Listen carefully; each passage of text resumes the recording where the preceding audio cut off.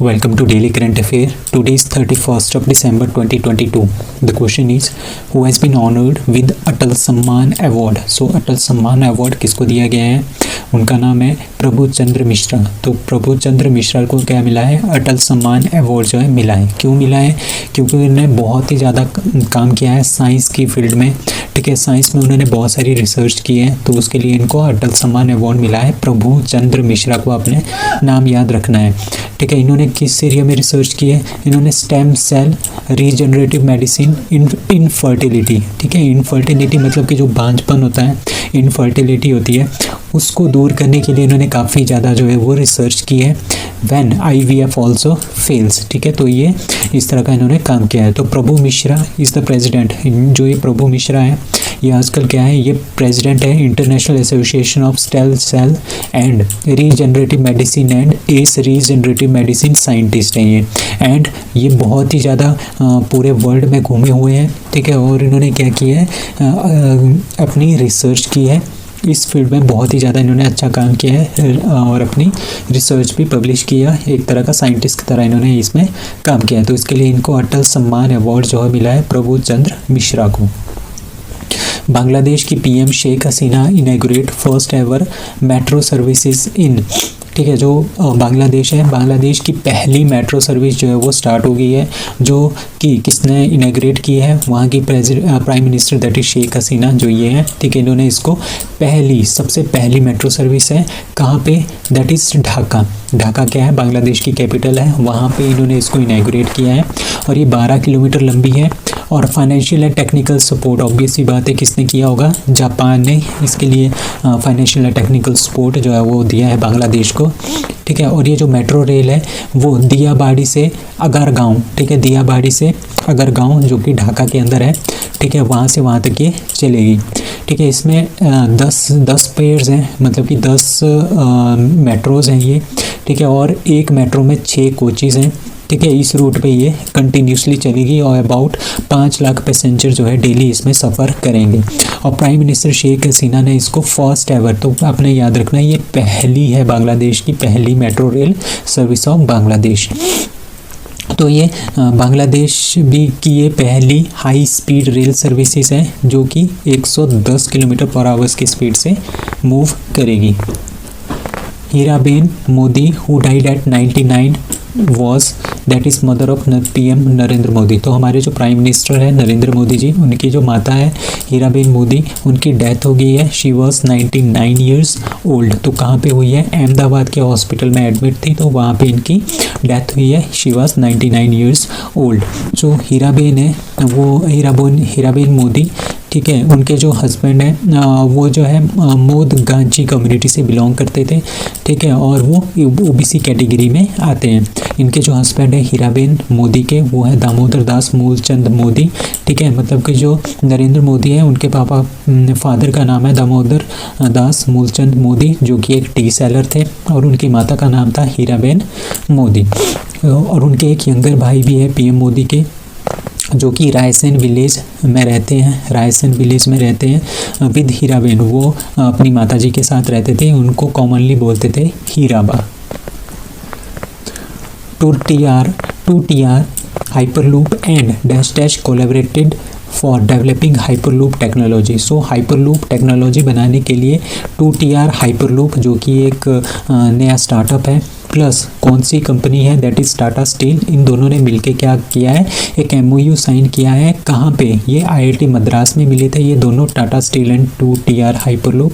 इन्होंने एक MOU sign किया है IIT मद्रास में कि ये क्या बनाएंगे? हाइपरलूप टेक्नोलॉजी बनाएंगे। ठीक है, इस तरह की हाइपरलूप टेक्नोलॉजी होती है।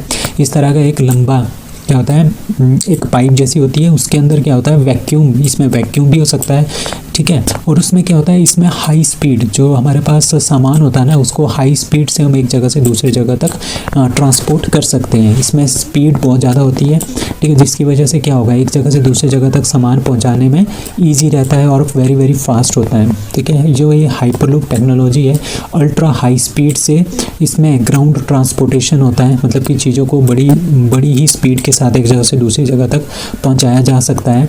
और इसका कॉन्सेप्ट किसने दिया था? एलन मस्क ने दिया था, जो कि सीईओ है टेस्ला और स्पेसएक्स के। इन्होंने 2013 में इसका क्या दिया था, कॉन्सेप्ट दिया था। तो ये हाई स्पीड जो ग्राउंड ट्रांसपोर्टेशन सिस्टम है, इसी को बोलते हैं हम हाइपरलूप टेक्नोलॉजी, जो कि कौन बना रहा है, TUTR hyperloop and Tata steel दोनों मिलके। जो इलेक्शन कमीशन ऑफ इंडिया है comes up with dash dash prototype for migrant workers. अभी होता क्या था, सपोज ये उत्तर प्रदेश है, यहाँ पे सपोज करो किसी कोई भी स्टेट है, ठीक है, यहाँ पे सपोज कर लो यहाँ पे इलेक्शन हो रहे हैं। तब उत्तर प्रदेश के काफ़ी लोग कहाँ पे होते हैं, पूरे इंडिया में फैले होते हैं, केरला में, महाराष्ट्र में, ठीक है। अब क्या है, कुछ एक माइग्रेंट वर्कर तो चले जाते हैं अपना वोट देने उत्तर प्रदेश, सपोज यहाँ पे वोटिंग हो रही है, बट कुछ एक माइग्रेंट वर्कर्स हैं वो नहीं जा पाते हैं, उनके पास इतना पैसा भी नहीं होता और वो जाते भी नहीं है, जिसकी वजह से क्या होता है, जो इलेक्शन है उसमें पार्टिसिपेशन, पीपल की पार्टिसिपेशन बहुत ही कम हो जाती है और लोगों को इतना दूर ट्रैवल करके भी आना पड़ता है। अब क्या किया इलेक्शन कमीशन ने, क्या किया है, पूरे इंडिया में कहीं पे भी माइग्रेंट वर्कर हो, ठीक है, वो क्या करेंगे, वो वोट दे सकते हैं, वहीं से अपनी जगह में रह के ही वो वोट दे सकते हैं। उस टेक्नोलॉजी को बोलते हैं रिमोट इलेक्ट्रॉनिक वोटिंग टेक्नोलॉजी, ठीक है, RVM, ठीक है। तो ये एक तरह का प्रोटोटाइप है जो कि इलेक्शन कमीशन अडॉप्ट करने वाला है, ठीक है। जितने भी डोमेस्टिक वर्कर्स हैं, डोमेस्टिक माइग्रेंट वोटर, मतलब कि पूरे इंडिया की बात कर रहे हैं हम, इंडिया से बाहर नहीं, ओनली इंडिया के अंदर, ठीक है, वो जो है RVM के थ्रू क्या कर सकते हैं, अपना वोट जो है वो दे सकते हैं, ठीक है। और इसका डेमोन्स्ट्रेशन दिया जाएगा 16 जनवरी को। इस तरह से क्या होगा, इस तरह से पूरे इंडिया में जो वोटिंग की परसेंटेज है ना, वो बहुत ही ज़्यादा इंक्रीज़ हो जाएगी। और इलेक्शन कमीशन ने बोला है कि जो ये RVM है ना, ये काफ़ी ज़्यादा सेफ़ बनाएंगे, ठीक है, इसको फेल प्रूफ बनाएंगे, मतलब कि इसमें कोई भी किसी भी तरह की हैकिंग नहीं होगी, ठीक है। और जो ये इलेक्ट्रॉनिक वोटिंग सिस्टम है, ठीक है, ये इंटरनेट के साथ कनेक्ट नहीं होगा। जब भी कोई चीज़ इलेक्ट्रॉनिक चीज़ इंटरनेट से कनेक्ट होती है ना, तो उसको हैक करना बहुत ही ईजी हो जाता है। बट मैं आपको एक बात बता दूं, जितनी भी इलेक्ट्रॉनिक चीज़ें हैं, चाहे वो इंटरनेट से कनेक्टेड है या नहीं है कनेक्टेड, वो किसी न किसी तरह से हम उसको हैक कर सकते हैं, ऐसा हैकर्स बोलते हैं, ठीक है। सो अब ये देखना होगा कि इलेक्शन कमीशन इसको किस तरह से डिज़ाइन करता है ताकि ये हैक ना हो। Which government to set up world class kayaking canoeing academy in Tehri, ठीक है। कायाकिंग कैनोइंग एकेडमी जो है टिहरी में कौन डेवलप करेगा, that is government of Uttarakhand. So government of Uttarakhand ने ये इनिशिएटिव लिया है। अभी कायाकिंग कैनोइंग क्या होता है, ठीक है, कायाकिंग जो होती है ना, एक कायाक की तरह बोट होती है, ठीक है, इस तरह की शेप की बोट होती है, उसको बोलते हैं कायाक। एंड कैनोइंग बोलते हैं जो इस तरह की शेप हो, ठीक है, उसको बोलते हैं कैनोइंग, ठीक है। तो मतलब कि एक तरह का ये बोटिंग है, बोटिंग कॉम्पिटिशंस वगैरह हम यहाँ पे टेरी की जो लेक है उसके अंदर क्या करेंगे, बोटिंग कॉम्पिटिशन करवाएंगे। और वो जो बोटिंग कॉम्पिटिशन होगा वो काइंग एंड कैनोइंग बेस्ड जो शिप्स हैं उसके थ्रू होगा, और ये वर्ल्ड क्लास होगा, मतलब कि पूरे वर्ल्ड के लोग यहाँ पे आ सकते हैं ये कंपटीशन करने के लिए। इस वजह से क्या होगा, जो ये टिहरी लेक है, उत्तराखंड है, यहाँ पे ज़्यादा से ज़्यादा क्या होगा, लोग आएंगे, ज़्यादा से ज़्यादा लोग आएंगे तो वहाँ पे ये फ़ायदा होगा वहाँ के लोगों के लिए, उनकी क्या हो जाएगी, बहुत सारी इकॉनमी ग्रो हो जाएगी, ठीक है। तो वर्ल्ड क्लास कैनोइंग एकेडमी कहाँ पे होगी, टिहरी उत्तराखंड में बनेगी, ठीक है। जो union minister power and renewable energy के RK सिंह, उन्होंने ये अनाउंस किया है, ठीक है। और चीफ मिनिस्टर कौन है यहाँ के, पुष्कर सिंह धामी, उन्होंने वहाँ पे नेशनल चैम्पियनशिप जो है वो ऑर्गेनाइज़ की Tehri water sports club Tehri lake में। उसी के उपलक्ष्य में ये काइंग कैनोइंग एकेडमी जो है टिहरी में खोलने का प्रस्ताव जो है वो दिया गया। वो has been named as acting central vigilance commission, ठीक है। सेंट्रल विजिलेंस कमीशन जो है 1964 में बना था, ठीक है। क्यों बना था, क्योंकि बहुत ज़्यादा करप्शन जो है वो हो रहा था गवर्नमेंट में, तो उस करप्शन को कम करने के लिए, गवर्नमेंट के करप्शन को कम करने के लिए CVC जो है 1964 में बनाया गया था। तो आजकल जो इसके एक्टिंग CVC है, कमिश्नर हैं, वो कौन बने हैं, वो बने प्रवीण के श्रीवास्तव, ठीक है। उससे पहले कौन थे, उससे पहले थे सुरेश एन पटेल। इनका जो कार्यकाल है वो पूरा हो गया था दिसंबर 24 को, ठीक है। तो उनकी जगह पे कौन आया है, मिस्टर श्रीवास्तव आया है।